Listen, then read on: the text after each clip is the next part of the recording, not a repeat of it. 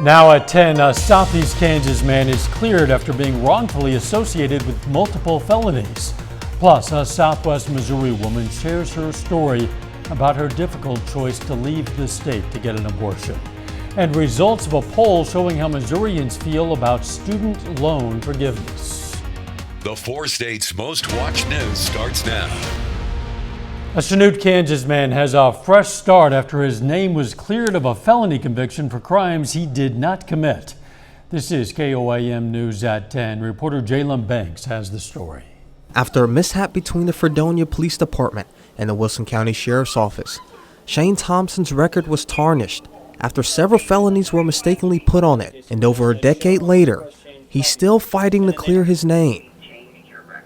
I've had to force them to right such a horrible wrong, and so I don't even feel like anything could actually be done at this point to bring back what I've lost. You know, the reputation, the time. With the felonies on his record, he's faced many tribulations, such as traveling, employment, and most recently, health assistance. They think I'm some 7-time felon. I have chronic health conditions now. I have a liver condition that I'm fighting, autoimmune disease, and so I'm trying to get disability, SSI. Well, I'm in a predicament with them even because having a felony on your record can actually prevent you from getting a Social Security disability. To clear his name, he needed the Fredonia Police Department to submit to the Kansas Bureau of Investigation that there was a mistake made on their end. I reached out to the Fredonia Police Department and they declined to do an interview, but provided this statement. A search of his record did indicate that there was a discrepancy in the crime he was charged for and the charge on his criminal record. It is not known at what point in the criminal justice procedure that this occurred, but as soon as we were made aware it was corrected, we contacted the Kansas Bureau of Investigation, and they have also made the necessary correction. Today, Thompson got the news he was looking for from the KBI. Okay, well, it's not viewable to anybody. all right, well that's good news. It's been 10 years of fighting this, so I'm so happy to finally, I'm almost speechless to get it off there. I appreciate all your help. You were a big help in this. You're welcome. So it's almost like being born again and having a whole new life. I feel like a totally different person. That's how they're going. And the best part, he was able to share the moment with his family. Yeah, she said as far as my record goes, that it's completely over with and clear. And so we can move on and be happy and not be afraid anymore. Yay! In Chanute, Kansas, Jalen Banks, KOAM News. Thompson says now that his name and record have been cleared, he'll be permitted to vote for the first time in his life. A former Joplin physician pleads guilty in a multi-million-dollar Medicare and Medicaid fraud scheme. Oluwatobi Jurokin pleaded guilty in federal court. Jurokin practiced medicine in Missouri, among other places, contracted with a staffing company to work as a telemedicine provider. Jurokin admits he falsely certified that products and tests were medically necessary for more than 2,000 Medicare and Medicaid patients in Missouri whom he never met or examined. Jurokin received nearly $45,000 for signing those fraudulent claims. Those claims resulted in millions of dollars in Medicaid and Medicare billing for medical equipment companies and labs. A Neosho, Missouri man is dead after a crash yesterday. The Neosho Police Department says 74-year-old Charles Hickson was driving east on Highway 86 in Neosho when he hit a car stopped in the left-hand turn lane to Baxter Street. Hickson died at the scene. The other driver was not seriously hurt. A poll shows most Missourians support the idea of forgiving student loan debt for at least some people. KOAM is partnering with other TV stations in Missouri that are owned by Gray Television for a series of polls on a variety of races and topics. On the issue of how the federal government should handle student loan debt, 25% said the government should forgive it all for everyone. 17% said the government should forgive it all for people with lower incomes. 11% said the government should forgive some debt for everyone. 10% of respondents said the government should forgive some debt for lower income people. 28% said the government should not forgive any debt for anyone, and 9% said they're unsure. The poll of 1,000 Missouri adults was conducted from September 19th through the 22nd. It has other demographic breakdowns by age, sex, and more. You can find more results at KOAMnewsnow.com. You can also see how Missourians feel about filibuster rules, COVID-19, and abortion rights.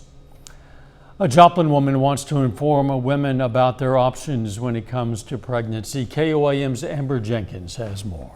Very scared, very scared. I thought I was going to die. I really thought I was going to die. Being pregnant. However, that changed when she went in for a checkup in the 18th week of pregnancy. And they told me that my water had broke fully, completely, that there was no amniotic fluid left, that she wasn't going to survive, that there was no chance for her. But Missouri's heartbeat law prohibits medical doctors from performing an abortion if the fetus has a heartbeat, even if it's life-threatening to the mother. I don't want to orphan my child and leave him with the child. You know, there's so many things that I can't do because of this heartbeat law. It needs to be clear. Melissa and her partner drove to a clinic in Illinois that did the abortion. I said, well, it feels like the law is trying to kill me. It feels like the state of Missouri is trying to kill me without options, and the doctors want to help, and you're not able to help. Melissa wanted to share her story to inform women so they can be prepared. Losing our daughter was hard. We were so excited for her. And I hope that the only good that can come from this story is that even though we lost hers, that other women can live. Reporting in Joplin, Amber Jenkins, KOAM News. We did reach out to State Senators Rick Bratton and Senator Bill White, who supported the fetal heartbeat law, but we have not received a response. Let's check in with Doug Hetty for a first look at the weather. Well, it definitely turned out to be another hot one for us today. Record highs, and we kind of blew it out of the water. The record was 95, set back in 1956. We hit 99.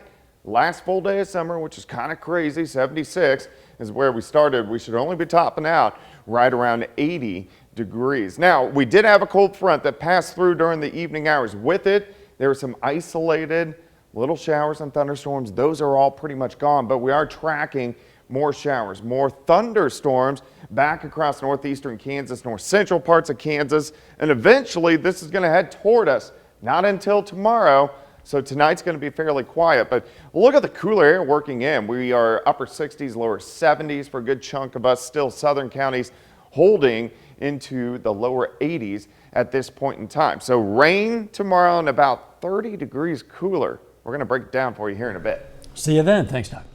Kansas Governor Laura Kelly announced a 5-year, $9 million grant to improve student behavioral health in southeast Kansas. That grant aims to address the behavioral health needs of nearly 40,000 students. An official with the Community Health Center of Southeast Kansas says the grant will impact children without resources. So if someone is struggling to come to school ready to learn because they have food insecurities or transportation issues, or maybe they're not sure if they're going to have a place to stay the next night, our community health workers can really step in and be that bridge between the resources and support that we have in the schools and the resources and support that families and students need at home. Gagnon says Community Health Center will be able to add a school-based community health worker in Pittsburgh and Fort Scott school districts. In recognition of October as Mental Health Awareness Month, Uppercut Salon in Fort Scott will hold a fundraiser. They say 100% of their proceeds will go to the Southeast Kansas Mental Health Center.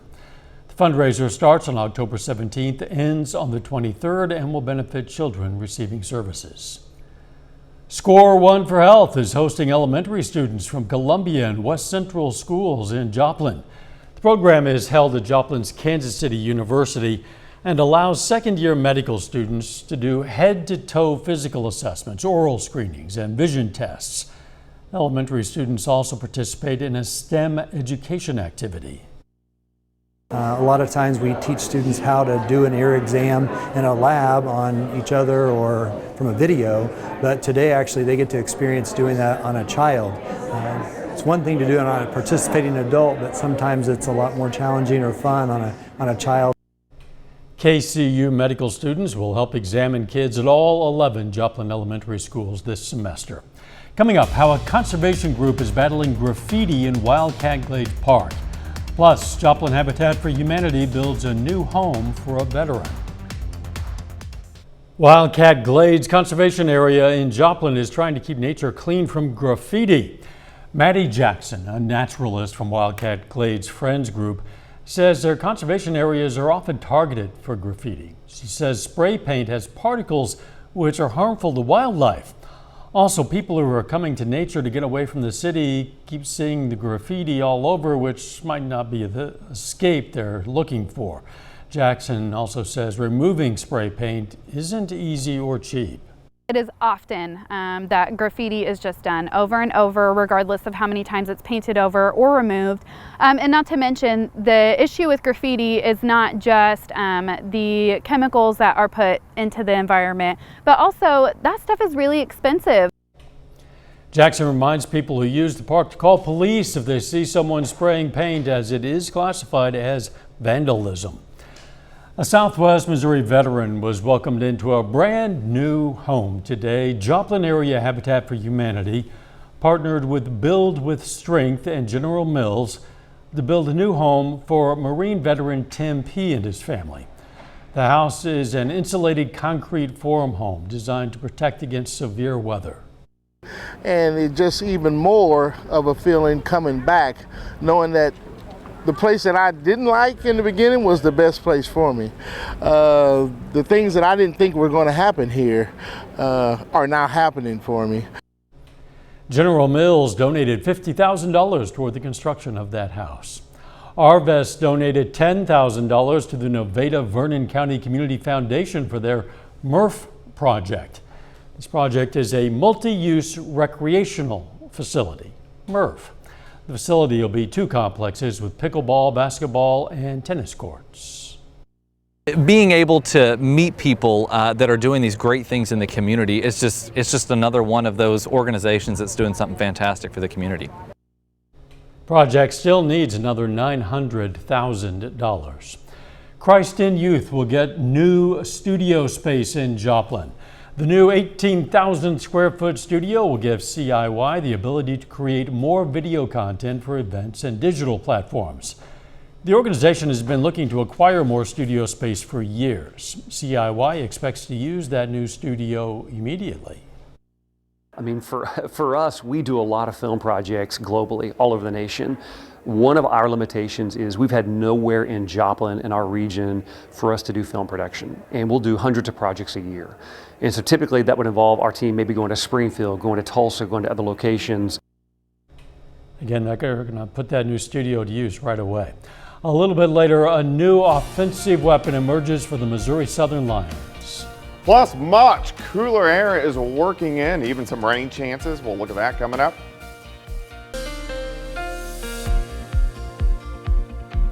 Well, another hot one for us today. All week long, we've hovered into the upper 90s today. We set a record high of 99 degrees, which is crazy any time of the year, but to do that in the latter half of September is even more crazy.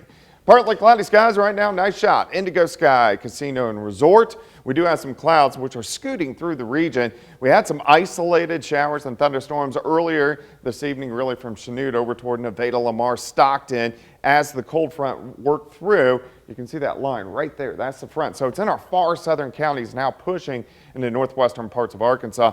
Mainly dry out there at this point in time. But look at the rain up northeastern Kansas, north central parts of Kansas. It's this batch that is going to head toward us late tonight and into the morning hours tomorrow. So at least we're going to get some rain out of this system. It's going to be very light, but we will definitely take whatever we can get. Look at the temps cooling down lower to mid 70s, still near 80 in our southern counties, but we were near 100 earlier today. The winds have picked up a little bit behind this front, so we're going to have these northeasterly winds at about 10 to 15. If we go outside, 7th and range line sitting at 78, northerly winds 10 to 15, humidity is at 74%. Our rain chances start to sneak up during the morning hours, so we get up into that scattered showers and scattered thunderstorm area, which is good. It's not widespread, but at least we're going to get into those scattered showers by the time we head into the morning hours for us tomorrow. It's going to be very light. Let's go through time. Most of tonight's going to be quiet. Clouds start to thicken up. We drop back eventually into the upper 60s. As we get into the morning hours, look at the rain picking up. Yates Center, Iola, Fort Scott, Nevada. So this is 7 a.m. Very hit and miss little showers south of that. A little more widespread batch pushes in as we go through the morning hours. So here's 9:30. By the time we get into the early afternoon, we're going to have light showers from Chanute, Parsons, Independence, Miami, through the metro, all the way off toward the east near Mount Vernon. As we work through the afternoon, the rain will start to taper off, kind of fall apart, but we're going to have the clouds kind of sticking around all day. Notice the temperatures. 63 Nevada, 73 Miami, 63 in Chanute. This is almost chilly. It's definitely chilly compared to what we have seen. 64 in the morning, 66 at noon, 68 by 5 p.m. Northerly winds 10 to 15. I think our high will be right around 70 degrees. As we go into tomorrow evening, tomorrow night, pretty quiet until late tomorrow night. We got another wave shooting to our north. So what this is going to do is give us again chances for a few scattered showers by the time we head into Friday. But Friday's really going to heat back up. We should go mid to upper 80s for highs. All right, rainfall is going to be very light. We'll take whatever we can get. About 1/10 of an inch, northeastern Oklahoma. Most of us kind of 1/10 to 1/4 of an inch. There may be a little bit heavier than that in spots. Not a lot, but something at least new that we haven't seen a lot of. All right, tomorrow evening is when fall officially starts at 8:04, 70 degrees for high. So it's going to feel like fall. Now, back to 89 Friday, scattered showers, especially in the afternoon. 95 returns on Saturday, and then we cool back down as we head into the second half of the weekend. So, I mean, that big-time roller coaster ride, but what a drop we're seeing over the next 12 A little fall hours. appetizer tomorrow. Looks pretty good. It'll return to stay eventually, I'm predicting. Yep. Maybe a while. Thanks. Still ahead, the Kansas City Chiefs prepare to hit the road to face the Colts in Week 3. And a junior wide receiver emerges as another offensive weapon for Missouri Southern football. Jacob Leonard has that and more up next.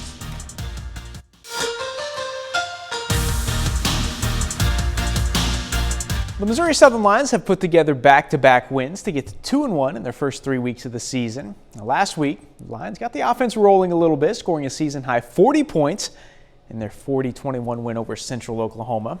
Now, this Saturday, the Lions are back on the road facing the Fort Hays State Tigers. Now, Hays is 1-2 in their first 3.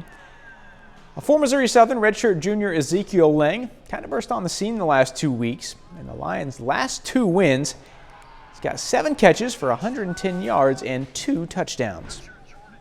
I didn't play last year, so it felt good to get back on the field with the team and stuff like that.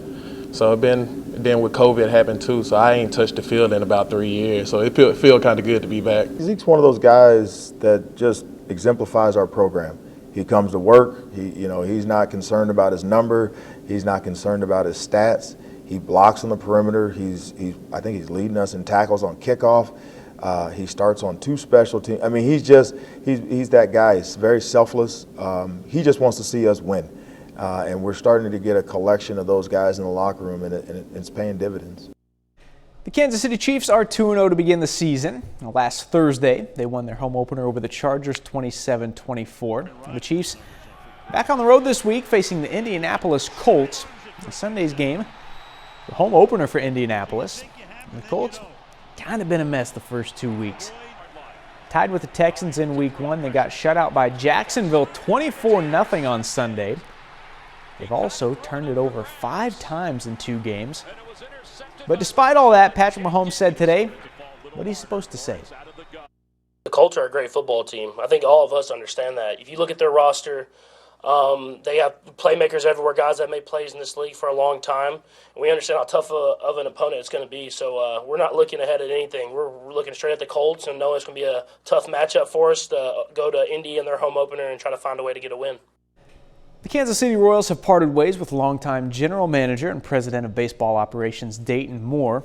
And Moore has been with the organization since 2006. And he was the man responsible for putting together the 2015 World Series championship team. That was Kansas City's first title since 1985 and second in franchise history, but this season hasn't really gone well, or any of the last few seasons for that matter. The Royals are about to finish with their 6th consecutive losing record. The show goes on, though. Tonight, Kansas City at home against Minnesota for Game 2 of their series with the Twins. The Royals go on to win this one tonight 5-2. Salvador Perez goes 3 for 4 with an RBI double. On the National League, the St. Louis Cardinals hit the field for Game 2 of their series with the San Diego Padres. Now, the Cards only scored 1 run in the last 3 games combined, and look at this. Tonight, they don't have a hit yet. They're currently down 1-0 in the bottom of the 6th inning. And that's a look at sports. We're back with more news right after this. Take time now to honor a local veteran. Robert Withrow served in the U.S. Army from 1942 to 1945. His hometown, Nevada, Missouri, and we are proud to salute Sergeant Robert Withrow, a 4-state hero. This is the last full day of summer. Fall is going to arrive tomorrow evening, and with it, considerably cooler temperatures. Yeah, I think most people are ready to get rid of this summer. We're in the top 6 hottest of all time. So we want to move to fall, and it's going to feel like it's 70 tomorrow. We're going to have on and off light showers across the region. Now, summer's going to try to come back Friday, Saturday. Still some chances for rain, but a roller coaster ride the next week. Go away, summer. Yep. It'll be contained eventually. Final sports note. Episode 4 of our Pigskin podcast is out today. We talked about some big wins for McDonald County and Seneca last week. Also had Missouri Southern head coach Atiba Bradley. We talked about music, recruiting local guys, coming back to Missouri Southern after graduating from there in 2005, I believe. So we talked about a bunch of stuff. Go check it out. All of them have been great. Looking forward to this one. We'll see you tomorrow. The morning show begins at 5 a.m. Let's make it a great Thursday.